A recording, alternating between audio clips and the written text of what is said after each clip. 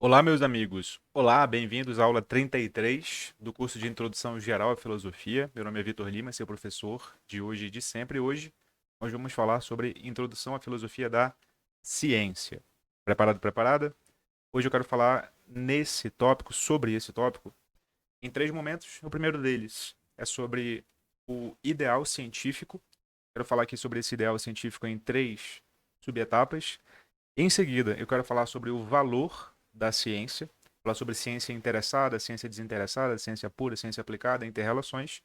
E, por último, eu quero falar sobre cientificismo, a noção de que a ciência não é um campo de investigação humano, mas sim a ciência é encarada como ideologia, como mitologia e até como um discurso neutro. Vamos falar sobre isso, terminar e introduzir aqui diretrizes que vão ser abordadas nas aulas futuras sobre esta série de filosofia da ciência. Então a gente começa com uma introdução. Em seguida, na aula que vem, a gente vai falar sobre as concepções de ciência na história. Na terceira aula, vamos falar sobre ciências naturais. Na quarta, sobre ciências humanas. E terminaremos falando sobre o que é ciência, afinal, pegando o problema da delimitação. Essa vai ser a nossa série sobre história, filosofia, teoria da ciência, tá bom? Vamos lá. Só um detalhe, antes de começarmos aqui a nossa aula, saiba que esta semana, né, no momento em que esse vídeo está sendo publicado, começa a quarta turma do Pensando Bem. As inscrições estão abertas e só ficam abertas durante essa semana, porque eu tenho que me recolher para dar atenção à turma. O link está aqui embaixo. É só você clicar no primeiro comentário fixado e fazer a sua inscrição caso lhe interesse. Tudo bem? Então, vamos nessa. Vamos falar aqui sobre o ideal científico. E bom, qual que é o ideal científico aqui sobre o qual nós vamos falar? Esse ideal de ciência, ele passa por 6 etapas, tá? A primeira delas é a independência da natureza, a segunda, o autocontrole do pensamento na investigação, a terceira, a estrutura coerente da teoria, a quarta, a regularidade da natureza, a quinta, a produção de técnica e de tecnologia, e a sexta, a linguagem específica que as ciências criam. Vamos analisar cada elemento desse para a gente falar sobre o ideal de ciência, para poder abrir as investigações aqui, as reflexões sobre o que é ciência na filosofia da ciência. Então vamos lá. Bom, a ciência tem um ideal. Antes que a gente discuta o que é ciência, eu quero partir desse ideal do que é ciência, porque é sempre aconselhável começar do que é mais conhecido para depois ir para o menos conhecido. Então, o que é mais conhecido é aquilo que a gente pensa que é a ciência, aquilo que está no imaginário comum do que é a ciência. Vamos partir desse, para a partir daí começar a investigar os fundamentos do que é ou do que não é ciência, o que é propriamente a filosofia da ciência.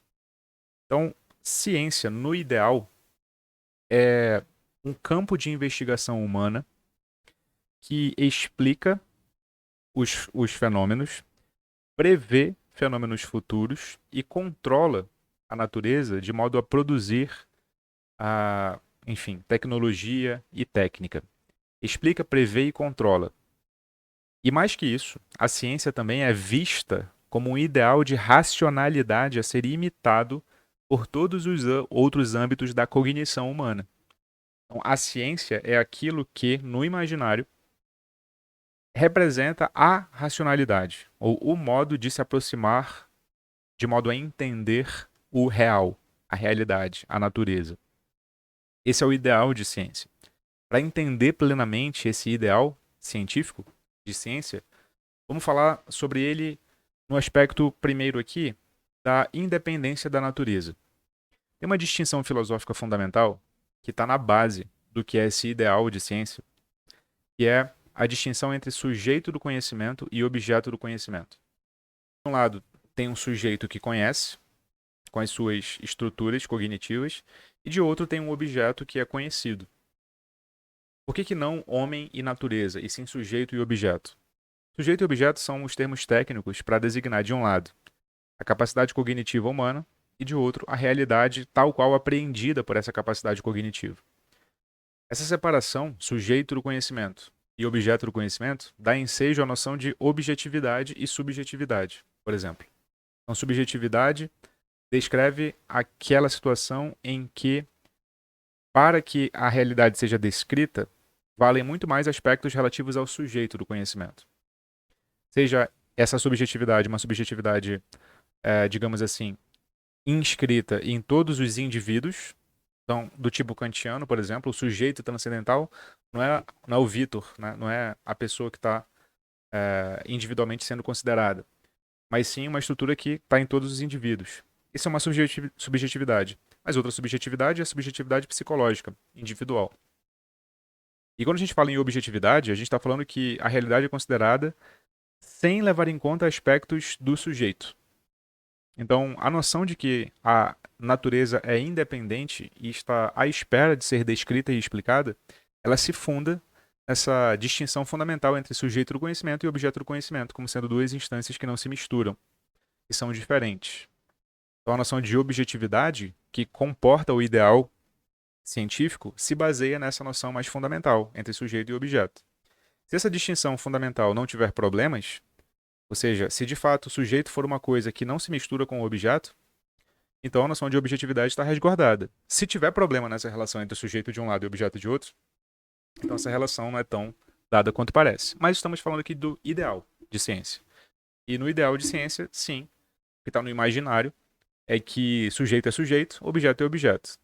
O que é objetivo é objetivo, o que é subjetivo é subjetivo. Essas coisas não se entrecruzam.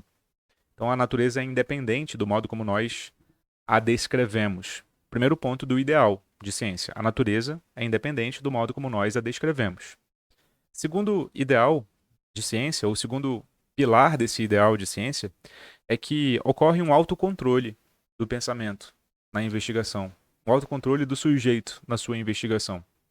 Ou seja, o que está sendo em jogo aqui discutido é a ideia de método, a ideia de passo a passo para investigar. Esse conceito permite estabelecer as ideias de princípios, regras, procedimentos que definem, conduzem experimentos, dão as diretrizes para como publicar os resultados dos experimentos, dão as diretrizes de como revisar os resultados publicados pelos experimentos. Então, o método científico assegura o autocontrole do sujeito ao conhecer o objeto. Então, esse método é um conjunto de princípios e regras e procedimentos para definir, conduzir experimentos, publicar resultados, revisar resultados e também dar uma diretriz ou várias diretrizes de como essa prática deve ser conduzida por uma comunidade de pares, uma comunidade de iguais especialistas num determinado campo do saber que revisam o trabalho uns dos outros. Então, essa ideia de método, repetindo, de autocontrole do pensamento na investigação, também compõe o ideal de ciência. Então tem método, tem regra, tem princípio, tem procedimento para definir o que eu estudo, para conduzir experimentos sobre esse objeto de estudo, para publicar resultados sobre esses experimentos e para revisar o resultado dos outros. E essa revisão, portanto, pressupõe uma comunidade especializada em se autocorrigir. Essa é a ideia do ideal de ciência. Reserva ela aqui junto com a ideia da independência da natureza. A natureza, sim, é objetiva, e essa objetividade está assegurada porque tem um método para chegar a essa objetividade. Esse é o segundo aspecto do ideal científico. O terceiro aspecto é que a ciência guarda uma estrutura coerente. O que isso significa? Significa que ela, de um lado, não se autocontraduz, e de outro, ela corresponde à realidade que pretende descrever. Coerência interna, ausência de contradição, e coerência externa, correspondência à realidade. Quanto à coerência interna, por exemplo, a ciência parte de axiomas, postulados e definições que permitem inferir hipóteses, proposições sobre a realidade que dependem umas das outras e concordam umas com as outras. Axioma, postulado e definição você já viu comigo na aula sobre lógica aristotélica. Você se recorda? Axioma e postulado são premissas iniciais de qualquer teoria. Premissa é o tipo de proposição que permite inferir uma conclusão. Axioma e postulado são premissas iniciais no sentido de que eu não as justifico, eu parto delas para chegar em outras. Axioma é uma premissa autoevidente e e não justificável, e um postulado é uma premissa não autoevidente, mas da qual eu parto para desenvolver a minha teoria. Então, toda teoria científica, nesse ideal, ela parte de axiomas, postulados e definições que permitem inferir a passagem para conclusões e hipóteses que concordam consigo próprias e não se contradizem. Isso do lado da coerência interna. Do lado da coerência externa, as proposições concordam com a realidade. E como é que nós sabemos disso? Porque elas explicam a realidade, porque elas preveem a realidade, porque elas, de certo modo, controlam a realidade, fazem com que determinadas substâncias, ao se combinarem, provoquem terceiras substâncias, por exemplo. Isso é um modo de controlar a realidade. Então, esse conjunto serve para identificar certa regularidade na natureza e serve para também produzir técnica e tecnologia. E esses dois últimos aspectos dão as quartas e quintas características aqui desse ideal de ciência. A quarta é a regularidade da natureza. Então, o ideal de ciência se funda na ideia de que há regularidades universais e necessárias que definem o objeto que o cientista pretende estudar. Objetos da natureza podem ser estudados porque eles intrinsecamente têm regularidades e constâncias que são necessárias e universais.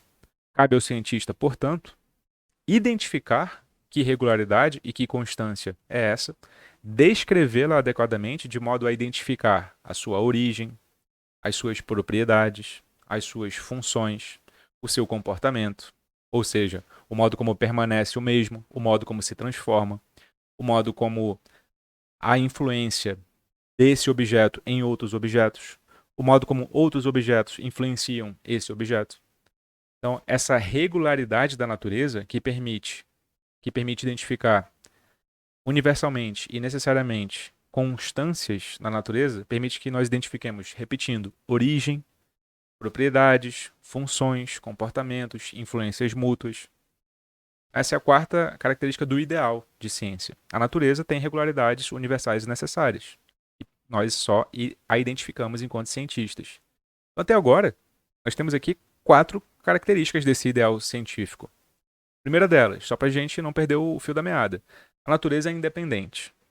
A natureza é independente. E essa independência se funda na dicotomia sujeito do conhecimento, objeto do conhecimento. O objeto do conhecimento é completamente concebível sem aspectos subjetivos. Segunda característica. Nós chegamos a esses aspectos objetivos porque o procedimento científico pressupõe um método de definir o que estuda, de conduzir experimentos, de publicar resultados, de revisar esses resultados por meio de uma comunidade de pares especializados. E o terceiro é que teorias científicas seguem uma estrutura coerente, interna e externamente. Seguem axiomas, postulados e inferências que concordam consigo próprios e com a realidade. E essa realidade permite ser checada, né? ou pelo menos alcançada, porque ela segue uma regularidade.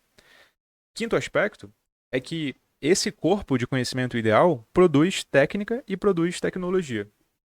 O ideal de ciência se funda, então, em que não só é possível, quanto é preciso produzir técnica e tecnologia. O que é instrumento técnico? Instrumento técnico é o prolongamento da capacidade humana. Então, um instrumento é técnico quando ele aumenta e prolonga uma capacidade humana natural. Então, a gente pode citar aqui óculos, é um instrumento técnico porque ele permite que uma capacidade humana que já é intrínseca, a visão, seja melhorada e até aumentada. Apetrechos bélicos, apetrechos de guerra. Né? Bélico vem de bellum, guerra. Espada, escudo, armadura, arma de fogo, tudo isso aumenta capacidades humanas. Instrumentos de produção de utensílios também são instrumentos técnicos. Martelo, prego, chave, chave de fenda e tal. Então, esses são instrumentos técnicos, são instrumentos que aumentam e prolongam as capacidades humanas. O que são os instrumentos tecnológicos? Instrumentos tecnológicos são conhecimentos que partem da teoria para ser aplicada à construção de objetos cuja finalidade não é apenas prolongar as capacidades humanas, mas intervir nos fenômenos estudados. Então, por exemplo, objetos tecnológicos ajudam naquele tripé do ideal científico, né? Explicar, prever e controlar. A tecnologia, ela é esse conhecimento teórico aplicado. Então, por exemplo, o que é uma tecnologia? Por exemplo, tecnologia é você estabelecer um método de plantio mais eficaz. Isso é tecnologia. Ninguém costuma identificar tecnologia com método, né? Mas o método pode ser uma tecnologia. É porque você confunde tecnologia com high-tech. A palavra high-tech é a alta tecnologia ou tecnologia de ponta. Aí você pensa em tecnologia, você pensa em foguete, você pensa em televisão, você pensa em computador, você pensa em celular. Não. Tecnologia é o conhecimento teórico aplicado para intervir nos fenômenos estudados. Então, a metodologia de plantação, ou as metodologias de plantação, podem ser tecnológicas desde que elas aumentem, como nunca antes, a produtividade ali do plantio. O Brasil, por exemplo, é uma das potências mundiais de tecnologia agrícola. Vocês sabiam disso? Então, nós plantamos com uma eficácia muito grande porque nós estudamos esse negócio. Nós estudamos esse negócio. Outro exemplo é o colisor de partículas, que permite fazer experimentos com é, átomos. Enfim, software de processamento de dados é uma tecnologia que ela permite intervir nos fenômenos estudados. São aqueles softwares que permitem fazer geoprocessamento, que é o processamento de dados geográficos, para prever o clima, por exemplo, para fazer localizações terrestres, enfim. Isso tudo é tecnologia, entende? Tecnologia é um software, é uma metodologia de plantio, e até um instrumento, um utensílio como um microscópio, por exemplo, ou colisor de partículas. Essa é a quinta característica do ideal de ciência.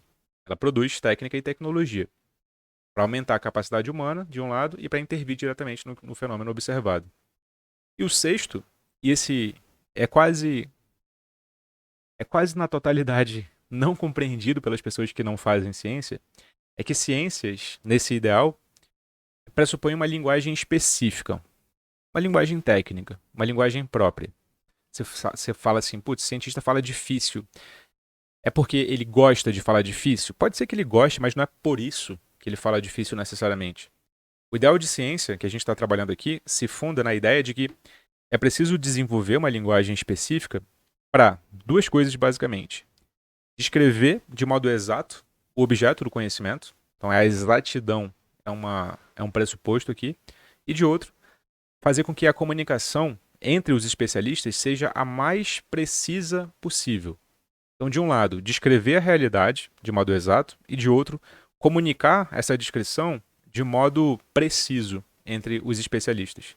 Precisão e exatidão são duas características que fazem parte do ideal de ciência.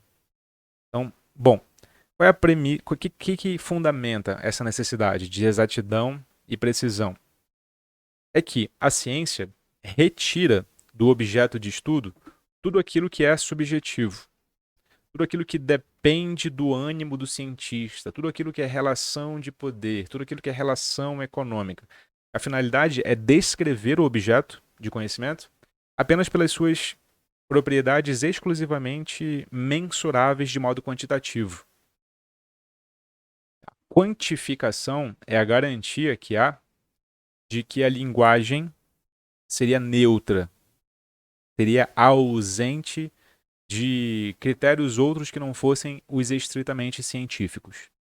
Então, eu vou te dar um exemplo, mas eu vou para uma coisa que me é familiar, porque vocês sabem, a minha formação inicial, ainda que eu não tenha completado, é de advogado, no sentido mais comum da coisa, né? No sentido jurídico. Eu fui fazer direito.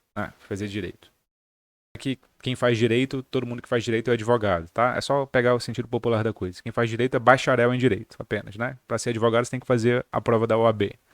E tem gente que faz direito e que nunca faz a prova da OAB, enfim. Mas a minha formação inicial é direito. E direito é uma ciência aplicada. É uma ciência aplicada, em grande parte. Eu vou te dar um exemplo do como o direito, que é também conhecido no imaginário por ter linguagens altamente técnicas, empoladas, quase inacessíveis, eu vou te explicar o porquê, a necessidade de haver linguagem técnica, pegando o direito como exemplo, para a gente identificar o quão é prejudicial não ter linguagem técnica. Então vem comigo aqui.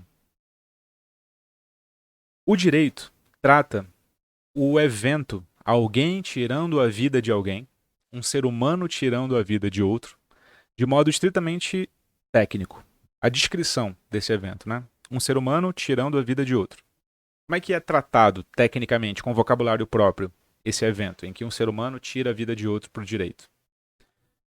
Primeiro que o termo técnico é homicídio, certo? Esse é o termo técnico, homicídio. Não é assassinato, não é bandidagem, não é nada disso, é homicídio. Tá. Homicídio, homicídio não é igual. Assim, homicídio não é um fenômeno puro. Tem várias modalidades de homicídio. E para começar a complexificação, com termos técnicos aqui, há o homicídio com intenção de tirar a vida e há o homicídio sem a intenção de tirar a vida. Quando ele tem a intenção de tirar a vida, eu utilizo a palavra dolo, quando ele tem a intenção. Então, um homicídio doloso é um homicídio com intenção de tirar a vida. Separa. Já tem uma palavra, um termo técnico aqui, homicídio doloso, com intenção de tirar a vida de alguém. Mas também tem um homicídio sem a intenção de tirar a vida de alguém, que é o homicídio culposo. Então, culpa é sem intenção, dolo é com intenção. Aqui já tem uma diferença de como a palavra culpa é utilizada fora do direito. Né? Culpa não significa sem intenção, né? Fora do direito. No direito significa. A culpa tem, por sua vez, 3 modalidades. Tem a modalidade da imperícia, tem a modalidade da imprudência e tem a modalidade da negligência. Imperícia. O que é imperícia? Imperícia significa agir de modo tecnicamente inapto, quando você deveria agir de modo tecnicamente apto. Imperícia é agir de modo tecnicamente inapto, quando você deveria agir de modo tecnicamente apto. Geralmente é aplicada a casos em que alguém que exerce a sua profissão atua de modo tecnicamente inapto. Então, por exemplo, um médico de uma especialidade X que opera, faz uma cirurgia em um paciente que precisaria de um médico de outra especialidade e nesse ato de operação ele comete ali alguma coisa que leva à morte do paciente, por exemplo. Então, isso é um ato de imperícia. Isso é um homicídio que levou à morte de alguém, mas é um homicídio culposo por imperícia.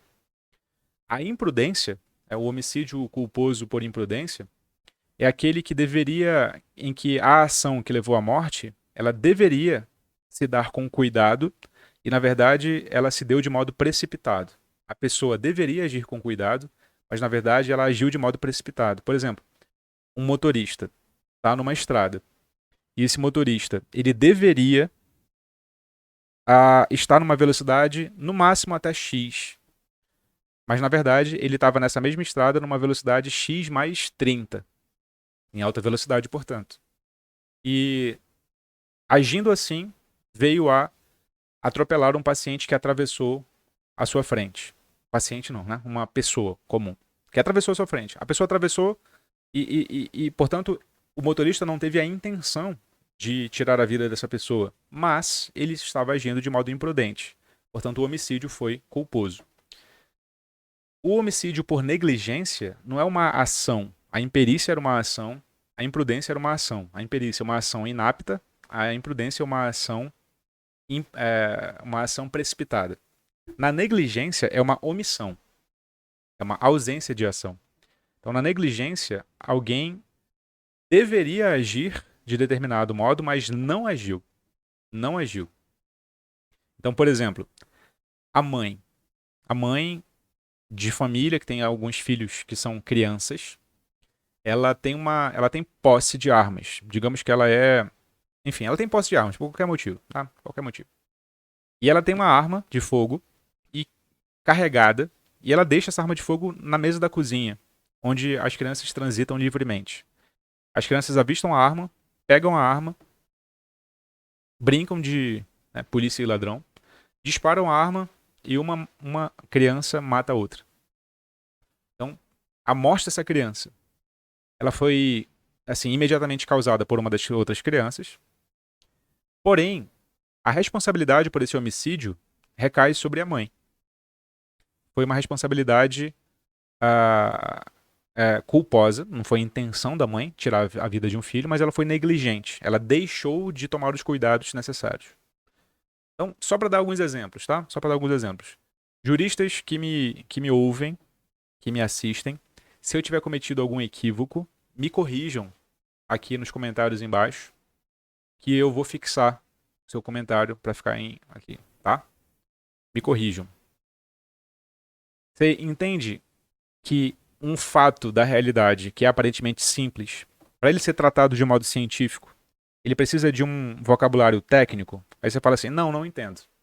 Ah, não entende? Como é que você trataria alguém que cometeu um homicídio?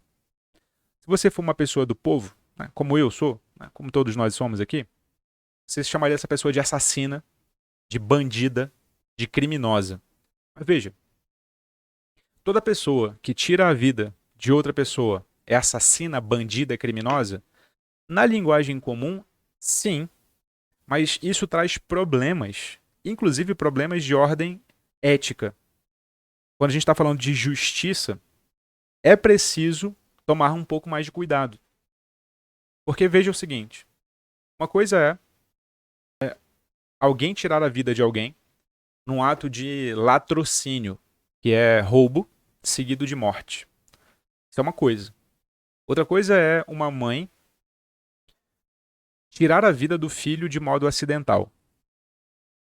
Em que situação? Imagina, por exemplo, que uma mãe está saindo da garagem e com o seu carro e não vê que o seu filho mais novo está ali e atropela o seu filho.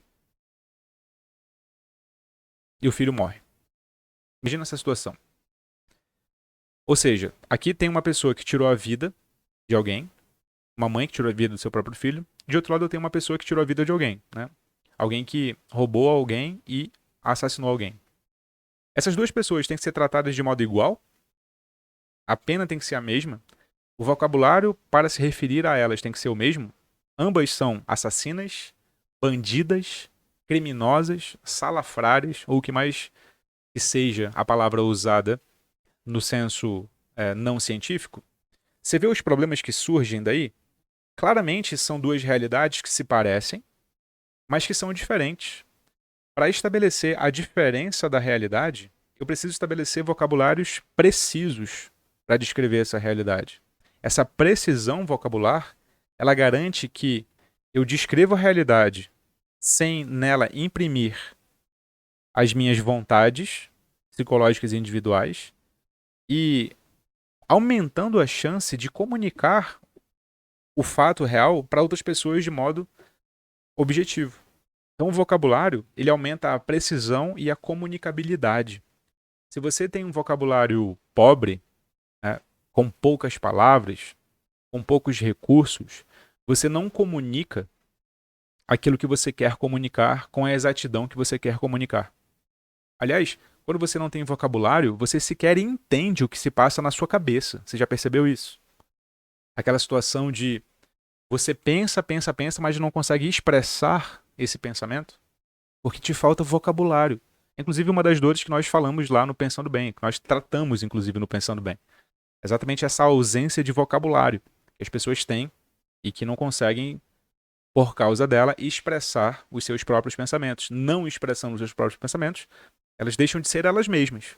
Essa é a questão. Elas deixam de ser elas mesmas. Por quê? Porque tudo que elas sabem é reproduzir o pensamento alheio e não externalizar o pensamento próprio. Ausência de vocabulário, ausência de estratégia, método para expressar aquilo de modo exato, aquilo que elas sentem.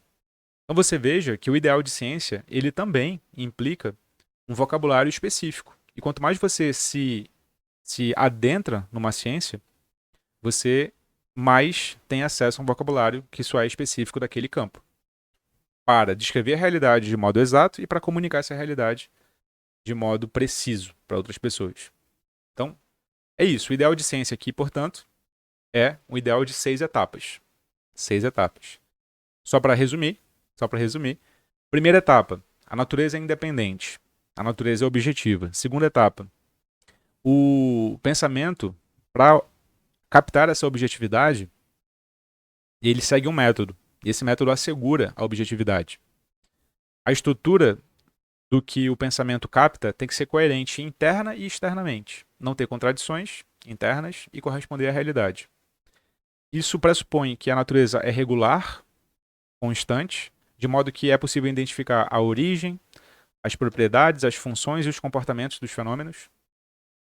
É possível, portanto, produzir técnica e tecnologia, utensílios e métodos que aumentem a capacidade humana e que sirvam para intervir nos fenômenos estudados, inclusive para aumentar a capacidade explicativa, preditiva e de controle.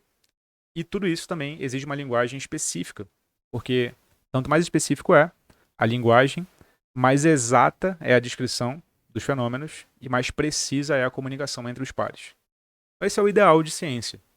Esse ideal de ciência é um ideal de ciência que paira no imaginário. Talvez não tão organizado quanto eu tenha te explicado aqui agora, mas é a partir desse ideal de ciência que nós vamos ver nas próximas semanas como é que isso é desafiado, como é que isso não é tão assim como a gente acha que é. Mas é bom ter o mapa na cabeça para depois a gente enxergar como é que esse mapa se realiza ou não se realiza no território verdadeiro. Indo para a segunda parte da aula, eu quero falar sobre o valor da ciência. Então, para falar sobre como a gente identifica a ciência no seu aspecto valorativo, tem duas grandes vertentes de modo esquemático aqui. A primeira delas é a ciência enquanto conhecimento desinteressado, e a segunda é a ciência enquanto conhecimento interessado. O que é a ciência enquanto conhecimento desinteressado? A ciência enquanto conhecimento desinteressado, ela vale porque ela leva à verdade. E a verdade é um valor em si mesmo. Ou seja, a verdade não é um valor porque ela leva a determinada finalidade. A verdade é um valor porque ela é um determinado valor. E pronto, acabou. Então a ciência, ela vale porque ela leva a verdade. E levar a verdade é intrinsecamente bom. Então, eu conheço a realidade porque é bom conhecer a realidade. Eu conheço a realidade por conhecer. Essa é uma das vertentes para avaliar o valor da ciência.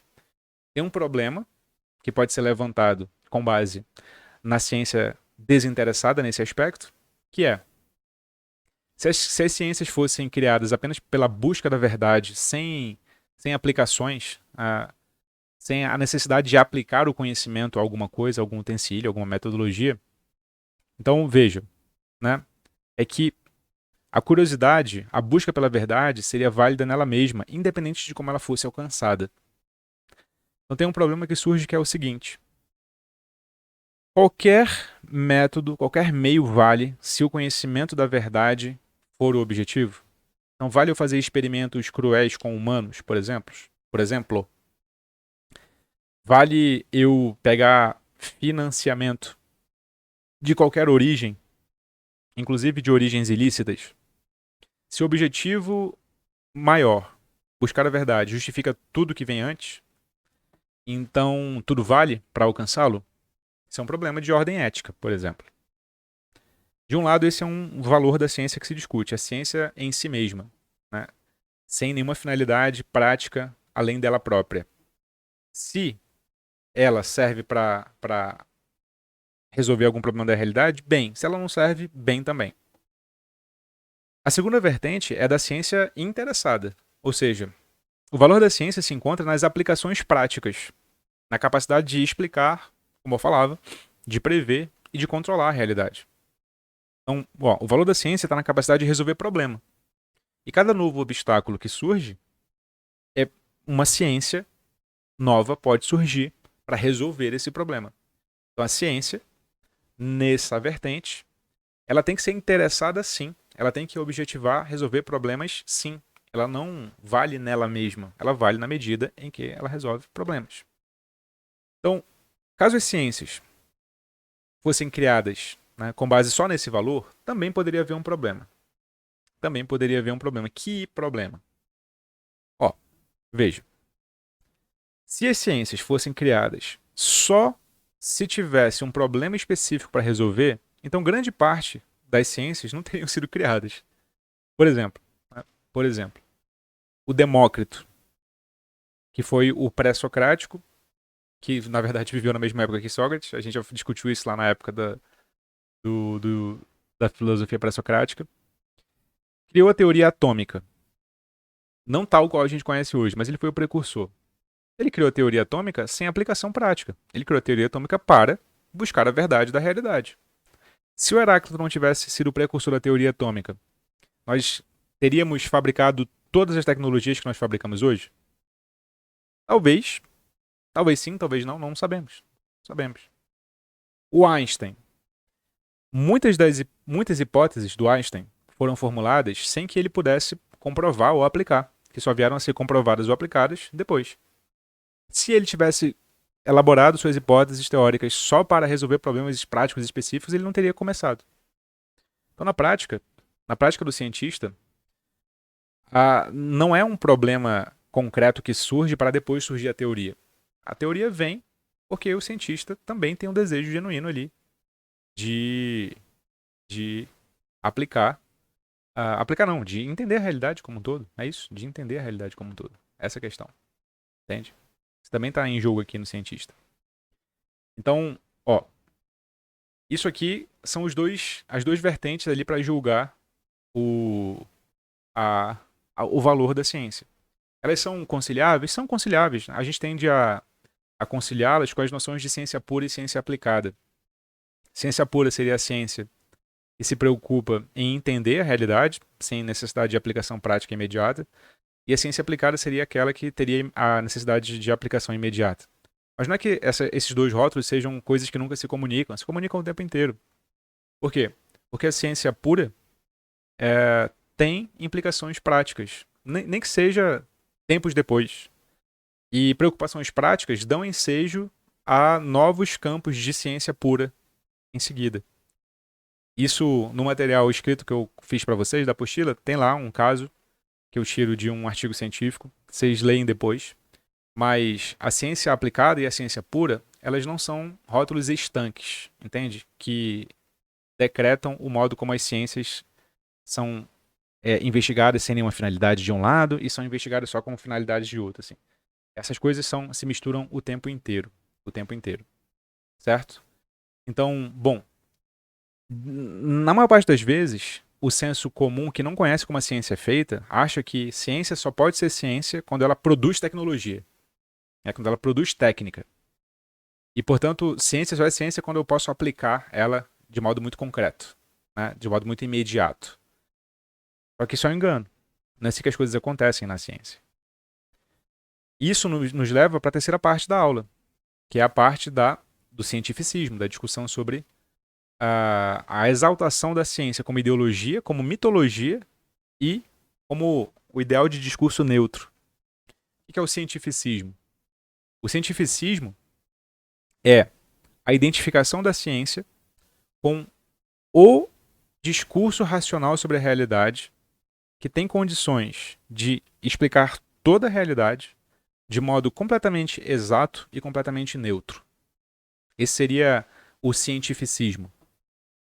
Bom, tem três vertentes que dá para entender melhor o que é o cientificismo. É a ideia de que a ciência e os cientistas são quase magos, porque são capazes de fazer maravilhas inexplicáveis para o vulgo, para o povão. Cientistas são vistos como gênios incontestáveis, líderes espirituais.